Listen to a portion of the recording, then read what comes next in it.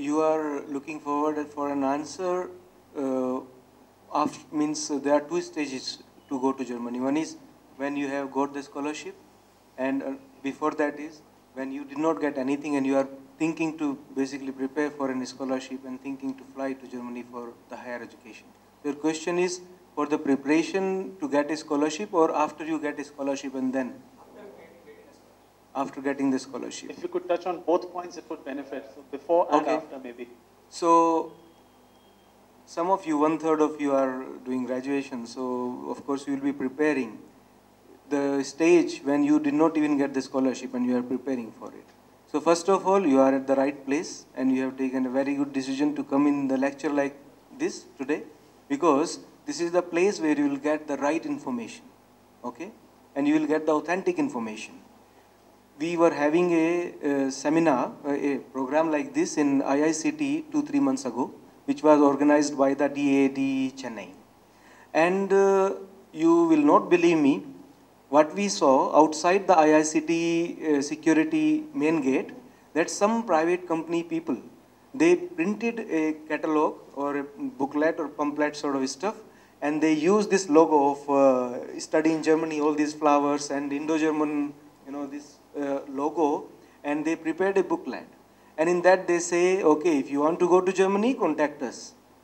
And that booklet they were trying to basically distribute to all the students. There were 600 or 700 students who were coming to attend the authentic session like this for going to Germany.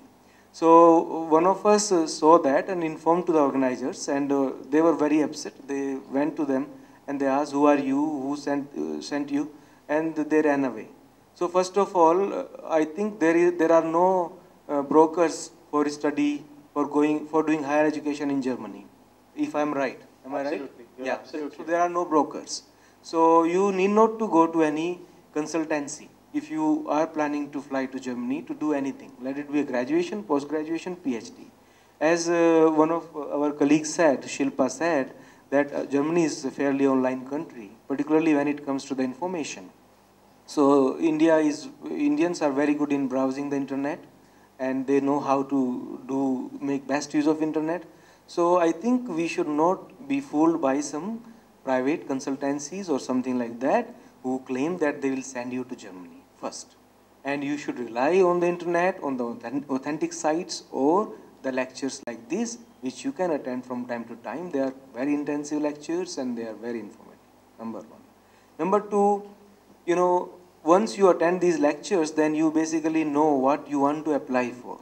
You want to apply for a scholarship to go to Germany. It could be a graduation scholarship, mid-term scholarship, short-term scholarship, PhD scholarship, whatsoever. So any scholarship you want to apply for, you will be asked your CV. And by default, you will be asked to write a concept note, okay, or at least to propose what you want to do in Germany. So most of us, many of us, I won't say 100% of us, but many of us become very emotional actually when this question is asked, particularly when we are Indians. So the moment a question comes either in some form or say application form or some process, when you are asked why you want to do this, so we become very emotional and we start writing that, for example, if you want to go to do our PhD in the field of cancer, so we start becoming emotional and we write, my grandfather died with cancer, my grandmother was suffering with cancer, I could not help them, and one of my dreams is to basically to cure the cancer, which I want to do in my rest of my life. So these are emotional statements. We should not write like this, and basically when you are asked what you want to do in Germany, basically you are expected to write, look, I read this and I know this, or I have done this, and further to this is this which you are doing, and therefore our association would be great, and therefore I want to basically come to your laboratory, and therefore I need this grant. So that is the right answer. Don't be emotional. Okay?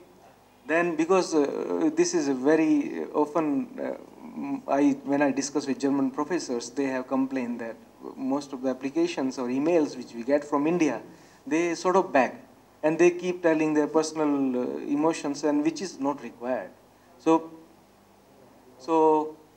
my sincere suggestion to all of you, to the beginners, to the mid-career students and researchers, please be confident. Read your field, what you are in, and get the knowledge. Your knowledge will be respected, not your emotions. You can have your emotions for yourself, burn yourself in those emotions, do the best of you to give the best of you to the world, but don't let them come out. Okay? When you are doing your profession, be professional and be reasonable. So this is one sincere advice, particularly to the Indian students, and who actually we are, sit in this hall. Then, of course, you get the funding, you get the successful funding. Then you have the admission letter in your hand. You are preparing for your visa. So get all the documents in your hand. Don't basically leave anything, because these are the administrative procedures and you should know well in advance how much fees is there. So if you are going to give a draft, it should be exact draft. Okay, my first experience when I was going to US in 1999, the fee for the visa was 2,000 rupees, and my agent, he gave me the draft of 2001 rupees. I don't know why. And it used to be a long queue in those years. I don't know what is the situation now to go to US. And we were standing since 4 o'clock in the queue, since 4 o'clock in the morning, though I was upset about it, and therefore I did not go to US after that. Yeah, so since 4 o'clock in the morning. And by 10 o'clock, my number came and I went to the counter, and that gentleman, he said, you give your papers, I gave. You give your draft, I gave, and it was 2001 rupees. He said, this is 1 rupee extra. He said, okay, I'm sorry about that, but what can be done now? He said, no, I need exact draft. I said, this is anyway extra. So it's okay, because I did not know this 2000, and it was 2000 till last week. He said, yeah, 1 rupee is increased and they're decreased, and therefore I need the exact draft. And I asked him what to do now. He said, there is a bank nearby, you please go and take a new draft. And I came out, and then I did not know that once we come out, we cannot go in. And I had to stand in the queue next day once again from 4 o'clock in the morning. Okay, so anyway, this was experience for the US Embassy. It can be true for German Embassy also. I don't know it had been true for anyone or not.